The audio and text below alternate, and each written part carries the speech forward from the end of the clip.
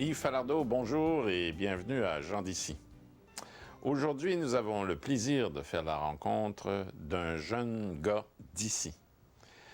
C'est de cette génération sur qui tout notre avenir de franco-ontarien repose. Félix Saint-Denis, bonjour. Bonjour. Puis, donnez-nous un petit peu une idée de qui vous êtes. Je vais vous laisser vous introduire. Bien, parfait, merci. Je suis un petit gars qui est originaire de la pointe de l'Est ontarien, c'est-à-dire, je suis grandi entre Chute-à-Blondeau et Hawkesbury. Donc, je suis natif de la région ici, mais depuis l'âge de 4 ans, j'ai grandi dans ce coin-là. Ma mère est originaire de Thurso. Mon père est originaire, justement, de Chute-à-Blondeau, petit village de 500 personnes. Puis, dans le fond, là, j'ai passé la plus grande partie de ma vie là. Puis, ensuite de ça, je suis venu à Ottawa pour les études. Puis, de fil en aiguille, j'ai découvert toutes sortes de passions. Une de celles-là, c'était vraiment au niveau de travailler auprès de la jeunesse franco-ontarienne. Puis, toute ma vie, suite à ça, un petit peu gravité autour de ça. C'est à travers ce milieu-là que j'ai rencontré mon épouse. C'est dans ce milieu-là que grandissent mes enfants. C'est ça. OK. Écoutez, la raison pourquoi on fait cette entrevue avec vous, en fait, c'est parce que vous êtes un des jeunes, et comme je l'ai dit dans mon introduction, un des jeunes leaders de la communauté. Et ça, c'est extrêmement important pour notre avenir, à tous, comme franco-ontariens. Pour mieux vous connaître, cependant, vous avez été influencé particulièrement, vous avez mentionné que vous étiez membre de la FESFO. Racontez-nous un petit peu qu'est-ce que c'est que la FESFO, puis comment ça se fait que vous êtes arrivé là-dedans. C'est ça.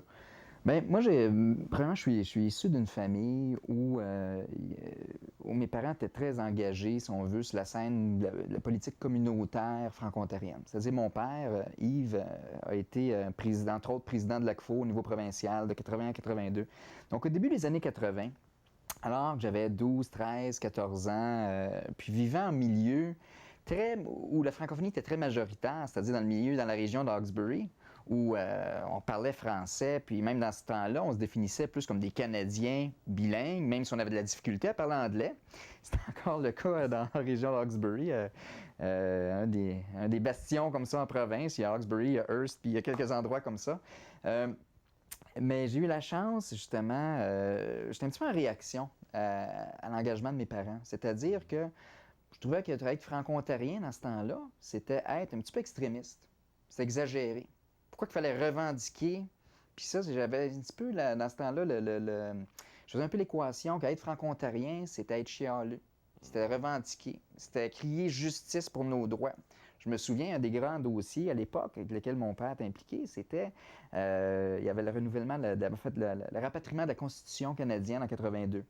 Et il y avait eu beaucoup de démarches qu'il avait faites au niveau de l'enchâssement. Il essayait d'obtenir l'enchâssement des droits des franco-ontariens dans la Constitution. Puis à l'époque, je trouvais ça très juridique. Il y avait eu un paquet de mouvements, comme C'est le temps, c'est-à-dire quand les gens faisaient de la prison parce qu'ils voulaient avoir une cour en français. Il y allait même justement en prison parce qu'ils refusaient de parler en anglais devant les tribunaux. Je trouvais ça très revendicateur, fait que j'avais ce côté-là mais jusqu'au jour où ça a commencé à prendre un sens, c'est quand j'ai participé à un événement, c'était un colloque de toute la francophonie américaine, ça se passait dans la ville de Québec, et c'est là que j'ai rencontré un groupe de jeunes du secondaire qui faisait partie de la Fédération des élèves du secondaire franco-ontarien, la FESFO. J'avais 15 ans, pour moi, c'était cette rencontre-là, avec des jeunes qui venaient de Hearst, de Windsor, de Thunder Bay, de Toronto, d'Ottawa. Pour moi, c'était révélateur. Pour moi, toutes les valeurs avec lesquelles j'avais grandi, puis que mes parents essayaient de m'inculquer, et surtout quand j'avais l'âge de 12, 13, 14 ans, qu'on était en train de rejeter tout ça parce qu'on était en quête d'identité, puis c'est l'influence des pères qui est la plus forte vraiment à cet âge-là. Pour moi, tout ça, ça a commencé à prendre sens et à être vivant, en rencontrant des jeunes d'ailleurs qui faisaient la même chose que mes parents, qui menaient le même combat, mais un combat de jeunes. Moins au niveau de la justice, plus au niveau du leadership, au niveau de l'affirmation, au niveau de la fierté. Fait que c'est en découvrant un petit peu là, la FESFO que j'ai vraiment commencé là, à m'impliquer, puis à comprendre que je peux faire une différence dans mon milieu. J'ai eu la chance de participer, puis ça, je souhaite ça à tous les jeunes secondaires. Avant ça, je trouve que c'est un peu trop jeune, mais quand on a 15, 16, 17, de participer à des camps de leadership, des camps de formation de leadership. Ce genre de fin de semaine-là, pour moi, c'était vraiment révélateur pour apprendre à mieux me connaître du point de vue social, pour mieux me connaître comme membre d'une équipe. Puis savoir que j'ai le potentiel, avec les autres, de changer le monde qui m'entoure. Ça, j'ai eu la chance de rencontrer du monde extraordinaire qui m'ont influencé. Il y a encore qui sont aujourd'hui des grandes sources d'inspiration, que ce soit des Jacinthe Bergevin de Castleman, Lise Paiement, qui est bien connue dans le milieu de l'enseignement, puis qui est comme artiste également. Puis un paquet de bons monde comme ça qui, autour de la FESFO, créaient une synergie où tout était possible. Ou dans l'espace d'une fin de semaine, de quelques jours, dans une espèce de bulle tellement ressourçante qu'on pouvait comprendre qu'on n'était pas minoritaire, mais qu'au contraire, on était chanceux, parce qu'on était unique, puis on était différent, puis on était plus. Parce qu'on avait, comme franco-ontarienne, franco-ontarien, on avait une identité qui était multiple, puis on a quelque chose d'unique, pas juste à préserver, mais surtout à alimenter puis à faire rayonner, qui est la fierté franco-ontarienne. Entre autres, il y a des camps, je pense, qui sont extraordinaires, comme le stage provincial au lac Couchiching. Je pense que du point de vue culturel, du point de vue du sentiment d'appartenance, puis du point de vue de fierté, on devient franco-ontarien ou franco-ontarienne quand on a la chance de tisser des liens d'amitié qui sont forts, puis même de tomber en amour avec une fille qui était à l'autre bout. Je me rappelle une fille de Pincourt. Je ne savais même pas c'était où Pincourt. J'avais jamais entendu parler de ça de ma vie, mais dans la région de Windsor, dans le sud-ouest ontarien. Je pense que c'est dans des occasions comme ça, d'échanges réels. Et non pas nécessairement des occasions seulement compétitives. C'est pas un tournoi sportif compétitif qui ça l'aide, là, mais qui crée l'identité franco-ontarienne. C'est des occasions d'échanges réels qui font appel à la coopération, au dialogue, au travail d'équipe. Fait qu'à travers ça, de fil en aiguille, j'ai vraiment eu la chance de découvrir ce que c'était le leadership jeunesse, puis aussi de comprendre la puissance puis l'étendue de l'identité puis de la fierté franco-ontarienne. Donc, ça a été organisé par des jeunes et pour des jeunes. Absolument. Absolument. Et ça continue. Oui, et ça continue. C'est un conseil des élèves, un conseil étudiant provincial, si on veut. Une série d'activités. Depuis, il y a eu c'est sûr, il y a eu, c'est normal, parce qu'il y avait des bases solides, ça a fait boule de neige. Il y a eu des activités de regroupement, au niveau social, culturel, artistique, puis également au niveau politique. Puis parmi ces activités-là, entre autres, moi je pense, parmi mes plus beaux moments que j'ai vécu à FESFO, au point de vue politique, il y a deux époques. Il y a l'époque de la revendication pour la création des collèges de langue française et l'époque SOS Montfort. Entre autres, qui ont été marquants, le point de vue volume d'activités et volume de jeunes engagés. Je me souviens, c'était en 92, toute la campagne qu'on voulait obtenir des collèges, c'est-à-dire un collège dans le nord ontarien et pour le sud ontarien, et on voulait un nouveau campus pour la cité collégiale qui était toute jeune et sous-équipée là, dans le quartier industriel où elle était. Puis, je me souviens, le 20 mai, c'est la date de fête de mon épouse qui travaille avec moi à la FESFO. Puis on s'est rencontrés là, puis on a grandi ensemble à travers ça. Fait qu'on a vraiment travaillé pendant 15 ans de temps. On a partagé là, cette passion-là en commun. Mais on avait rassemblé 2000 jeunes à Queen's Park. Et des jeunes qui venaient de partout, carrément. Des autobus qui partaient là, justement de Prescott Russell, d'Ottawa, qui descendaient du nord, du sud. Puis pendant toute la journée, on avait revendiqué pour les collèges. On avait parti d'une campagne de matériaux de construction. C'était assez drôle dans ce sens que le monde envoyait, à défaut de ce qu'on disait au gouvernement, à défaut d'avoir le financement, on va vous envoyer les matériaux, on va même vous aider. Fait que les gens envoyaient des lettres et des pétitions écrites sur des 2x4, sur des tuiles. Même l'école secondaire Jeanne Lajoie de Pembroke avait rénové, puis avait envoyé leurs anciennes toilettes au Parlement à Ottawa, que l'école avait signé dessus. Fait que ça avait été des choses qui étaient, je pense, assez marquantes. Ça, c'est important dans le cheminement culturel des jeunes. De pouvoir, quand être franco-ontarien ou être franco-ontarienne, ça veut dire de faire des choses qui sont pas permises ou rebelles ou qui sont... c'est là que ça devient cool. Il n'y a rien de mieux que de se rassembler avec une pancarte, de crier comme des débiles. Il faut savoir pourquoi, hein? Mais à un moment donné, puis de sentir qu'il y a un côté un peu rebelle. Puis ça, on a revécu ça. C'était une année extraordinaire, 92, le 27 novembre, je me souviens. Le 27 novembre, c'est la date d'anniversaire de ma plus vieille... Annick, il y avait 9 manifestations simultanées le 27 novembre 92 pour l'obtention des collèges. Donc, il y avait 500 jeunes ici, sa colline parlementaire. Il y en avait 300 à Mississauga. Il y avait un millier de personnes à Sudbury. Ça, c'était très communautaire, cette manifestation-là. À Kapuskasing, à Windsor, il y avait 1000 jeunes qui étaient sortis. Et ça, c'était tout simultané. Puis une des forces qui était extraordinaire cette journée-là, c'est que tout le réseau de la FESFO, les jeunes personnes contact, s'étaient téléphonés. Puis c'était dit, bon, bien parfait, on enregistre tout ce qu'on peut, puis on s'envoie des vidéocassettes. Et dans la semaine suivante, le monde pouvait voir les manifestations qu'il y avait eu partout. Puis, et c'est extraordinaire parce que en fait, 6 mois plus tard, en mois de juin 1993, le gouvernement de l'Ontario annonçait la création d'un collège pour le Nord et d'un collège pour le Sud et d'un nouveau campus pour la cité collégiale. Et ça, c'était une preuve de victoire. La preuve comme quoi que... Parce que les manifestations, ça, c'était un aspect, mais il y avait vraiment tout un aspect là, de représentation, de rencontre, tout ça, de lobbying. Il y a eu énormément de travail, autre que de manifestations. C'est sûr que c'était pas les jeunes qui étaient tout seuls là-dedans, mais ça, c'est certain. C'est certain. Mais ils étaient là. Mais ils étaient là massivement. Ouais. On a revécu la même chose avec SOS Montfort. Montfort, c'est un peu ironique de penser qu'une gang de jeunes, tout à coup, décide d'aller manifester pour sauver un hôpital. Parce qu'évidemment, quand on a 15, 16, 17 ans, l'hôpital, on s'en fout pas mal. Ouais, c'est pas cool. Ben, c'est que c'est loin d'être... C'est même loin de faire partie de, de notre véhicule. C'est sûr que c'est... Très loin. Ben oui, c'est sûr que c'est beaucoup plus tard dans la vie que ça commence à être... Bon, on y va plus souvent, puis... À part le fait que peut-être qu'ils sont nés là, mais ils s'en souviennent pas. C'est ça, exactement. C'est ça. Mais je pense Montfort, c'était vraiment, je pense avec l'appel de Gisèle Lalonde, de toutes les troupes, des gens qui ont mené un combat extraordinaire, puis qui ont osé croire plus grand, pas nécessairement plus grand que ce qu'on était, mais de dire on est grand comme ça et on va le faire et on va le remplir, le centre municipal. On a senti terriblement de pression, nous autres, parce qu'on savait que les jeunes, il fallait qu'ils sortent massivement. Et ça s'est fait très rapidement, parce que c'était annoncé ça 4 semaines avant. Puis, entre-temps, il y a eu les vacances du mois de mars, donc on avait 5 jours pour essayer d'aller chercher le maximum de jeunes au niveau de la campagne. Il y avait différents niveaux. Il y avait une campagne de sensibilisation puis d'éducation. Le but, c'était pas juste de remplir, d'avoir des jeunes pour avoir des jeunes. Il y avait également toute une campagne au niveau politique, c'est-à-dire les pétitions, les lettres, des coups de téléphone, des choses comme ça. Puis, évidemment, on voulait que les jeunes sortent. Et ça, j'ai eu la chance de faire une tournée avec beaucoup de leaders de FESFO qui nous accueillaient dans chacune des écoles. Les directions d'école ont été bien ouvertes parce qu'on avait une approche qui était, bon, mais voici, on arrive et on organise des ralliements, mais éducatifs. C'est-à-dire qu'on va parler de droit, on va parler de fierté, on va parler d'enjeux, on va parler de c'est quoi s'affirmer. Et ça devenait une activité d'animation culturelle en soi également.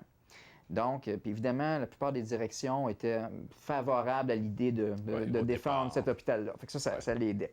Et les conseils scolaires de même. Mais votre approche a été développée quand même du bon côté, si je peux dire. Ouais. Votre approche envers ces directeurs-là, de parler d'éducation et tout ça, c'était une clé quand même importante. Oui, mais c'était pas... oui, absolument, c'est important, mais c'est important aussi, je pense qu'il y a un côté qui est le fun, comme je disais tantôt, aller manifester, aller crier comme des débiles, ça c'est bien, mais c'est encore mieux quand on sait pourquoi. Ça, c'est bien important pour nous autres, que chaque jeune qui va se faire apostropher par les médias puisse expliquer clairement, dans sa perception, puis ses intentions, pourquoi il était là. Ouais. Et fait que ça, c'était une grosse semaine, des ralliements partout, les conseils des élèves, les personnes de contact de la FESFO avaient travaillé vraiment fort. Puis on a fait, je pense, c'était 5 ou 6 000 élèves de la région, on avait organisé des ralliements. Et puis un des points marquants, je pense, qui m'a fait le plus vibrer, c'était une initiative du Collège catholique Samuel Genet, qui était de créer une immense chaîne humaine autour de l'hôpital, une chaîne symbolique. Et ça, c'était le jeudi 20 mars, 2 jours avant le grand ralliement. On a lancé l'invitation à l'ensemble des écoles. Plusieurs y ont participé. Ce qui fait qu'on s'est retrouvés là, à 1600 à faire une immense chaîne humaine autour de l'hôpital. C'était immense. C'était absolument hallucinant. Les jeunes se donnaient la main, tournaient. Tous les patients étaient aux fenêtres, les médecins, les infirmières. C'était vraiment vibrant. Puis il y a vraiment des belles images qui ont été prises. Et les jeunes de participer à ça, c'est quelque chose qui était... Le geste, un geste de solidarité qui était beau. premièrement, mais en même temps, c'était une manifestation comme telle. À un certain point, ils chantaient, à un moment donné, ils arrivaient en avant, puis ils gueulaient. Un autre point, c'était les entrevues avec les médias, fait que c'était le fun, puis c'était... Et puis là, à un moment donné, pour tous les jeunes qui ont participé là, c'est la première fois de leur vie, eux autres aussi, ils ont eu la chance que le drapeau puisse leur dire quelque chose. C'est pas juste un symbole qui flotte dans l'entrée de l'école, c'est pas un symbole de manifestation, c'est bon. Fait que ça, c'était vraiment fort. Puis j'étais vraiment content et surpris quand est arrivé le samedi 22 mars 97 au centre municipal, de voir tout le monde, puis de voir tellement de jeunes secondaires qui étaient là, puis qui avaient répondu à l'appel. Ça, c'était vraiment vibrant. Puis je me souviens parce qu'on avait eu Judith, mon épouse, puis moi, les deux, on travaillait à la FESFO. On nous avait demandé de partir le bal. C'est-à-dire, il y avait les 10 000 personnes dans le centre municipal, puis il fallait qu'on fasse le mot d'accueil, puis... Non, j'ai jamais été aussi nerveux de ma vie. C'était vraiment... mais ce qui était vraiment réconfortant, rassurant, c'était de voir toute cette énergie-là. À un moment donné, il n'y a plus de place dans les gradins. Sur la glace, c'était un paquet de jeunes qui étaient là, puis ça, c'était le fun. Félix Saint-Denis, on a beaucoup parlé de la FESFO, puis de votre enthousiasme envers la FESFO, ça ne fait pas de doute. Maintenant, j'aimerais parler de vous, un petit peu. Ben ouais. Hein? Et puis, en lisant votre CV, qui est quand même assez impressionnant quand je l'ai lu, je vous pensais dans les 50 ans. Mais je remarque que je peux peut-être ressortir les choses suivantes. D'abord, je vois animateur, leader, producteur. Vous êtes également un écrivain. Racontez-nous un peu comment vous mettez tout ça ensemble. Mais je pense que j'ai été chanceux dans mon milieu familial ou à l'école depuis mon enfance. Peut-être ma fibre créative a été bien nourrie par des bonnes personnes qui m'ont entouré. Ça me fait rire parce qu'on a, avec le nouveau projet sur lequel je travaille, qui est Franco-Cini, on rencontrait récemment les Sœurs de la Charité à Ottawa. Puis je leur disais que si j'avais cet emploi-là de directeur artistique d'un spectacle à grand déploiement, c'est peut-être à cause de mon enseignante de jardin, entre autres, qui, je ne sais pas pourquoi, mais m'avait mis responsable du théâtre de marionnettes quand j'avais à l'âge de 4 ans, là, quand j'étais en jardin. Fait que j'ai toujours le côté, si on veut, animation. Je ne suis pas théâtral dans un sens formel, mais le côté animation, le côté aussi illustration. J'ai toujours beaucoup aimé dessiner. Aimer créer. Puis cette passion-là de pouvoir créer, puis le créer à des fins utiles, puis le créer, de pouvoir faire ces choses, aider du monde à rayonner ou aider les gens à faire eux aussi de la création, ça m'a toujours animé puis passionné. Je pense que le plus beau cadeau que j'ai peut-être reçu de mes parents, ça fait drôle à dire, mais c'est l'endroit où on demeurait. On demeurait à l'extérieur. En fait, on était entre Hawkesbury et Château-Blondeau. Puis on avait quelques voisins, mais on n'était pas en ville. Puis on n'était pas en plein cœur d'un village non plus. Ce qui faisait qu'on avait à quelques pas de chez nous un champ, une carrière, le bois. Ce qui faisait qu'on avait tout pour développer l'imagination. Puis je regarde la grosse différence, je pense, entre moi qui ai grandi comme enfant dans les années 70, puis mes filles, présentement, qui ont grandi ici, en ville. De un, on avait peu de postes de télévision. Puis comme il fallait qu'on écoute la télévision en français seulement chez nous, ça nous limitait à 2 postes à l'époque. Je sais même... Il y en avait-tu 2? Il y avait Radio-Canada, je ne suis même pas certain. Puis donc, la télé, bon, on l'écoutait comme ci, comme ça. Ce qui faisait qu'on avait amplement de temps pour jouer, pour créer, pour faire du travail d'équipe. Puis c'est ça. J'étais un des plus vieux dans mon voisinage également. Fait que j'ai toujours été par défaut. J'étais le plus vieux de famille. J'ai une sœur qui est 3 ans et demi plus jeune, un frère qui est 5 ans plus jeune. Puis mes petits voisins, c'était surtout des gars, peu de filles dans mon entourage quand j'étais jeune, étaient un peu plus jeunes. Ce qui faisait que j'étais par défaut là, le chef de file. Oh, et l'animateur. Fait qu'on avait des thèmes à chaque semaine. C'est la cabane de ci, de ça. Fait que, tu sais, à un moment donné, on était des gladiateurs, des Romains, Astérix, tout ce qu'on veut, là. On a passé par là, là. On a passé par les agents secrets, puis toutes sortes de choses, là, une série de cartes de membres, là, en tout cas. Fait que ça, c'est ce côté-là, j'ai aimé ça, nourrir ça. Puis, quand je suis revenu au secondaire, quand j'ai terminé mon secondaire à Hawkesbury, puis je suis arrivé justement à l'âge de 15 ans, un âge vraiment, je pense qu'il était une époque charnière, je me suis rendu compte justement qu'au secondaire, j'arrivais tout pompé, tout motivé, puis je pouvais m'impliquer, puis il me semblait qu'il n'y avait pas grand-chose qui se passait, à part les sports qui étaient excessivement bien organisés. Puis, mais il y avait tellement de place à la créativité. Puis il y avait des choses, des phénomènes comme l'impro qui devenaient un peu plus à la mode. On était au début des années 80. Donc, l'impro qui est un phénomène encore naissant, là, le match comme tel. Puis, à travers la FESFO et autres, j'ai pu découvrir des troupes de théâtre qui m'ont influencé, comme le Théâtre de la Vieille 17, qui était justement originaire de Rutland à ce moment-là. Du monde, là, que je trouvais absolument inspirant. Là, Jean-Marc Delpé et compagnie. Fait que je voyais, en tout cas, tout un potentiel de création. Puis encore une fois, l'identité franco-ontarienne, comme telle, proprement dite, est encore naissante. Fait que je pense que j'ai grandi avec ça. Là, on va parler un tout petit peu de... Parce que toute cette énergie-là et toutes ces expériences-là que vous avez vécues aussi, vous les placez dans ce que vous appelez la francocénie. C'est bien ça, c'est la direction que vous prenez, là? Oui. Expliquez-nous ce qu'est la francocénie. Francocénie, c'est un collectif qui a été créé par des gens de l'Est ontarien, entre autres par Alain Dagenet, Albert Bourdeau, puis une série de gens désireux de créer quelque chose de gros pour faire rayonner la fierté franco-ontarienne. Donc, ce qu'ils ont décidé de faire, c'est à partir du printemps 2000, donc voilà à peu près 2 ans de ça, de monter l'idée d'un projet, de créer un spectacle à grand déploiement dans l'Est ontarien pour différents buts, entre autres, maintenir des énergies qui ont été créées régionalement, comme suite à Montfort, entre autres, etc. Créer une occasion de formation, puis un tremplin, pas juste pour des jeunes, mais encore, mais autant pour les adultes, parce que ça, on l'a vu aussi avec des adultes. J'ai eu la chance de le voir, entre autres, quand on organisait les Jeux à Castleman, comment c'était important, des occasions d'appropriation au niveau identitaire. Et puis là, je lance le défi à n'importe qui, là. Le record mondial de drapeaux franco-ontariens, c'est à Castleman qui a été installé, c'est en 99. Dans un petit village de 3000 personnes, 300 drapeaux franco-ontariens flottaient. Fait que ça, c'est un record à battre. Et depuis ce temps-là, il y a de l'énergie extraordinaire, je trouve, dans cette région-là. Donc, le but aussi du spectacle, bien évidemment, c'est d'accueillir un grand nombre de touristes pour découvrir qui on est, les Franco-Ontariennes et les Franco-Ontariens, notre histoire qui est absolument passionnante, tellement méconnue par nous autres les premiers. Oui.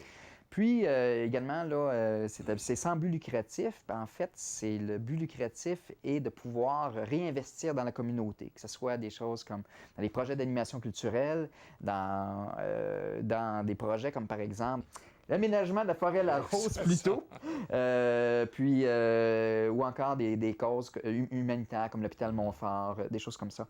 Donc, c'est ça le but du projet.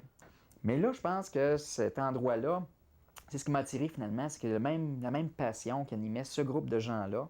Je sais que je travaille beaucoup avec des jeunes, mais également avec toutes sortes de gens aussi. Donc, il n'y aura pas d'âge. Puis, je vais pouvoir... Pour moi, c'est une belle suite logique. Un paquet de projets que j'avais pu créer à la FESFO, sur le magazine Nous, le cahier à colorer notre histoire, tous les projets d'animation historique, série de choses, ben c'était comme d'emmener ces personnages-là un cran plus loin, qui était sur la grande scène, en faisant un spectacle à grand déploiement, où il y a 200 figurants, où on retrace ces 13 tableaux. Puis j'ai eu la chance, à travers ça, de travailler avec du monde, de faire la boucle et de retravailler de près avec du monde que j'admirais, puis qui ont une influence profonde sur moi. Entre autres, Lise Paiement, comme co-auteur du spectacle. Lise a fait la direction théâtrale, c'est-à-dire toute la question de s'assurer là, de la courbe dramatique du spectacle, s'assurer de l'intensité, de la variété, tout ça. Puis je me suis payé la traite de pouvoir travailler avec elle pendant quelques mois comme co-auteur. Puis pour moi, ça faisait longtemps que j'aurais même rêvé de ça. Là, donc j'étais vraiment content de pouvoir faire ça. Est-ce que vous avez déjà pensé à ces 13 tableaux-là, enfin un concept? Oh, c'est fait. C'est fait déjà. La trame sonore est enregistrée à ce point-ci. Bon, on a commencé. Vous êtes déjà très avancé, alors. On n'a pas le choix. C'était une méga production. On a débuté, en fait, à l'été 2000, j'ai travaillé avec mon père, qui est conseiller en histoire pour le projet, à l'identification de 13 épisodes marquantes de l'histoire franco-ontarienne. Évidemment, c'est 4 siècles, il faut faire des sélections. C'est sûr que les gens vont voir ça et vont dire « Ah, ils n'ont pas parlé de ci, ils n'ont pas parlé de ça. Oui. » C'est certain. Par contre, bon, il y aura un deuxième ou un troisième spectacle à un moment donné, mais c'est un spectacle qui est estival et qui est permanent, comme ailleurs. Donc, c'est le même spectacle qu'on va revoir et qui va encore grossir avec le temps. Là, on parle de près de 200 figurants, un peu comme il y a au Saguenay et à Drummondville, de toutes sortes de choses. Là, on parle de cascades, d'effets spéciaux, de pyrotechnie, d'art équestre, d'escrime, de toutes sortes de choses vraiment. Là. Puis encore là, un paquet de projections sur écran d'eau. Fait que c'est multimédia, mais c'est comme voir un film grandeur nature. Et c'est ça qui est extraordinaire, de pouvoir permettre à une communauté, de l'équipe de comédiennes et de comédiens qui vont aller se payer là, les 30 soirs bénévolement de représentation, de pouvoir incarner ces personnages-là, de puis de deux, le public, de pouvoir vivre un petit peu ce que j'ai vécu, moi, quand j'étais à La Fabuleuse. Puis de pouvoir se dire, il y a des gens qui sont tellement forts, on a une histoire qui est fantastique, qui est riche en personnages, puis qui est rayonnante, puis de pouvoir y goûter. Puis vous prévoyez débuter quand? C'est à partir de l'été 2003. Félix Saint-Denis, un très grand merci pour une magnifique entrevue. On vous souhaite surtout beaucoup de succès à nous tous, franco-ontariens, sur la francocénie. Bonne chance. Bien, merci beaucoup, M. Falardeau. C'était mon plaisir. C'était très agréable.